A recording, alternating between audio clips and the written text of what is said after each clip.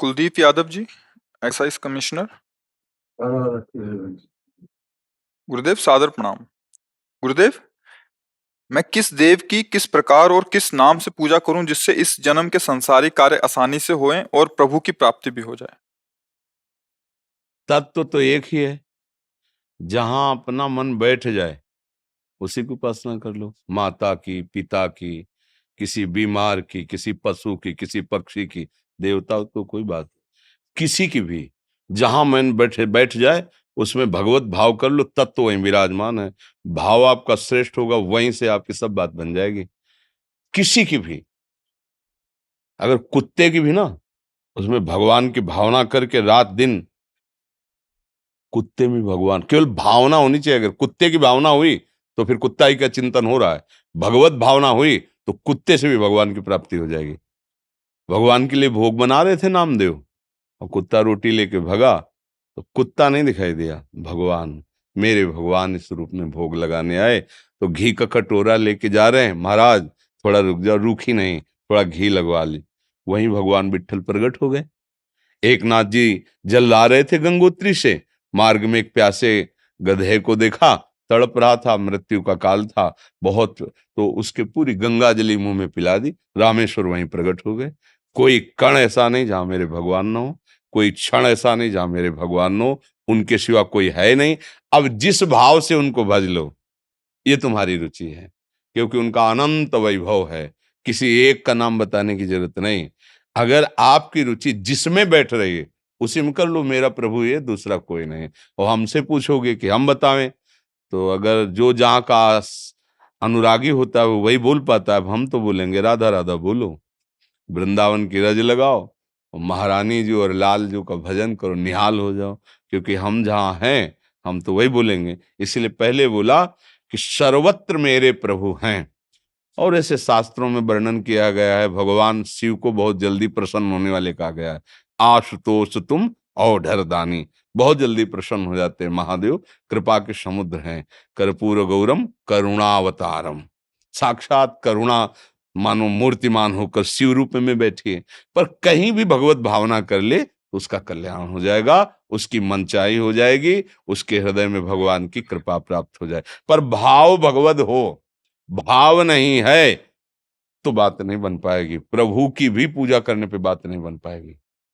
भाव, अगर आप 56 भोग लगा रहे हो, आपके अंदर भाव नहीं, वो भोग हमारे प्रभु नहीं स्वीकार करते। क्योंकि प्रभु को भूख ही नहीं लगेगी, आपके भाव से भूख लगेगी। प्रभु आप तो काम है, भाव का भूखा हूं मैं, और भाव ही एक सार है।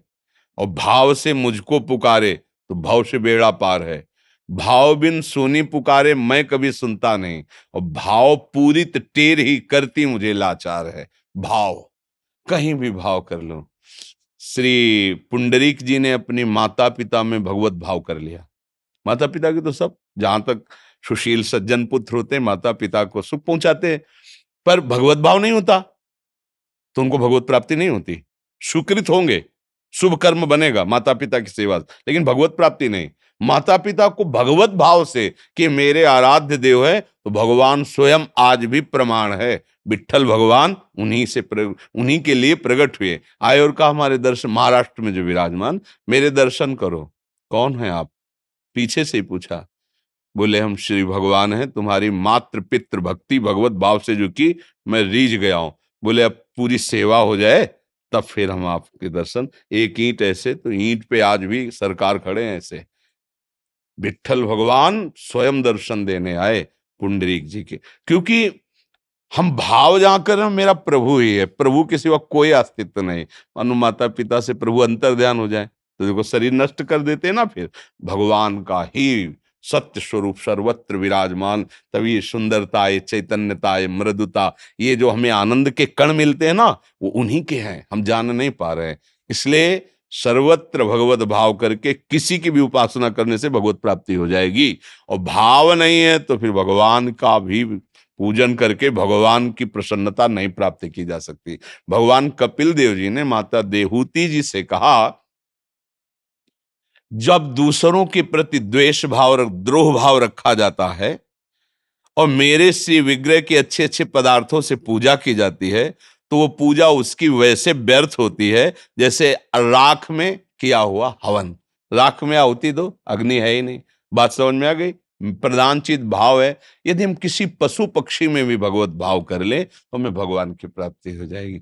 धन्ना जाट का चरित्र सुना होगा। वो बालक थे, भगवत कथा हो रही थी, तो जो संत भक्त चरित्र भगवान के चरित्र गा रहे थे, उनको प्रसंग में एक दिन ये निकला कि जो भगवान की सेवा नहीं करता उसका जीवन व्यर्थ है। भगवान को भोग लगा के पाने से वो भोग अमृतमय हो जाता है। अपने लोग कहते हैं ना प्रसाद अमृत है, ये भगवत भोग लगा वो महाप्रसाद है, अमृत स्वरूप है। अब वो छोटे बालक थे, तो जब कथा समाप्त हुई तो पंडित जी से कहा, महाराज हमारे पास तो ठाकुर जी नहीं है, हमें ठाकुर जी दे दो तो हम भी उनकी सेवा करेंगे, भोग लगाएंगे। उन्होंने विचार किया, छोटा बालक है, अब इसको ठाकुर जी कैसे दे दें, क्योंकि ठाकुर जी की सेवा के विधान होते हैं। हाँ दे देंगे, कथा समाप्त होगी तब। जिस दिन कथा संपन्न हुई, फिर पीछे महाराज वो कह रहे थे आप ठाकुर जी, तो उन्होंने अपने ठाकुर जी थोड़ा नीचे करके बैठा ले, और भांग का बट्टा था उसको ऊपर से, बोले बड़े ठाकुर चाहिए कि छोटे? तो बालक थे, उनका बड़े ठाकुर चाहिए। तो भांग का बट्टा, सिलबट्टा के ऊपर को वाला हिस्सा, बोले बोले कैसे पूजा करेंगे? बोले तुम नहा के इनको नहला देना, धो के पी लेना, और इनको पवा के पा लेना, बस इतनी पूजा तुम्हारी है। भगवत साक्षात्कार हो गया। उसी से क्या हुआ, भाव बन गए। मेरे ठाकुर जी है कौन? वो शिला पत्थर जिससे बांटा जाता है। हाँ, सिलबट्टा नहीं कहा जाता, बाटा। अब आप देखो, भाव से बट्टे में भगवान के दर्शन हो गए, और भाव नहीं है तो दुशासन दुर्योधन को भगवान में भगवान ने दिखाई दे रहे, उनकी अवहेलना कर रहा है। मुझे ऐसा लगा है गुरुजनों की कृपा से और शास्त्र कृपा से कि भाव लग जाए तो कहीं भी भागने की जरूरत नहीं। जहां भाव बने वहीं जोर से भाव लगा दो, भगवान वहीं से प्रकट हो जाएंगे। प्रहलाद जी को खंभे में बांध दिया कि अभी तक तू और किसी से नहीं मरा, आज तू हिरण्याकश्यप के हाथों से नहीं बच सकता, और तलवार खींची। बोलो तेरा भगवान कहाँ है? तो प्रहलाद जी का भाव सर्वत्र भगवत बुद्धि है ना, तो बोले तेरे में, इस खड्ग में जिसे काटना चाहता है और जिसमें बांध रखा है इस खम्भ में, तो इस खम्भ में भगवान है? बोले पक्का है। तो घूंसे का प्रहार किया, ऐसे घूंसा लग भी नहीं पाया कि खंभा फट गया, और देखा वो विकराल रूप भगवान का, जो न कहीं लिखा गया था, न पढ़ा गया था, न सुना गया था। नरसिंह बपू, दहाड़ मात्र से उसकी ढाल तलवार गिर गई, मूर्छित होके गिर गया। फिर संभल कर भगवान से युद्ध के लिए। क्या हुआ?